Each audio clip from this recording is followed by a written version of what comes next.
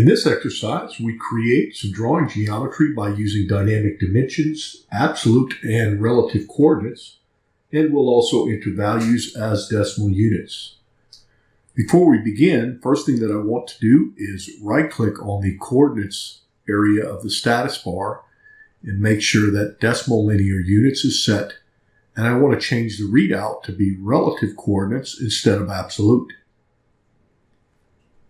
Also want to check and make sure that E-snaps or entity snaps and snap tracking are both turned on. Then we'll begin the line command, and starting with the absolute coordinate of 0, 0 and pressing enter.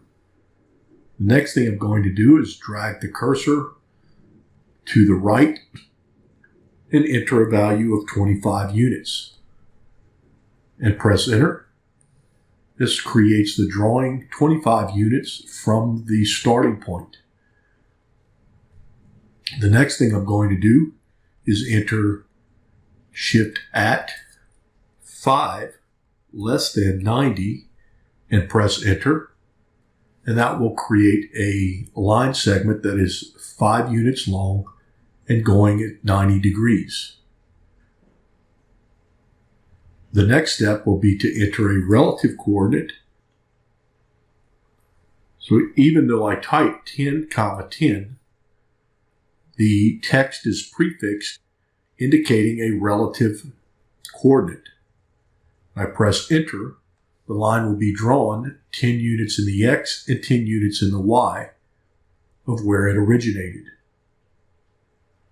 We'll simply drag the cursor up, this time pressing 5 and then tab. You'll notice that that locks the linear distance at 5 units.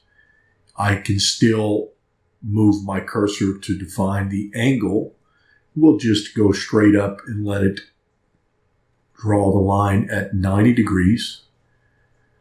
Next, we'll enter at 25 units, less than 180, and press enter. That creates a line segment 25 units at 180 degrees from where it started. Then we'll use dynamic dimensions and just enter 5, dragging the cursor, moving the cursor upwards, and press enter, followed by 10, and moving the cursor to the left and pressing enter, and then ending the line at its beginning point and pressing enter to end the line command. And this completes the exercise for drawing with precise values in a mechanical drawing environment.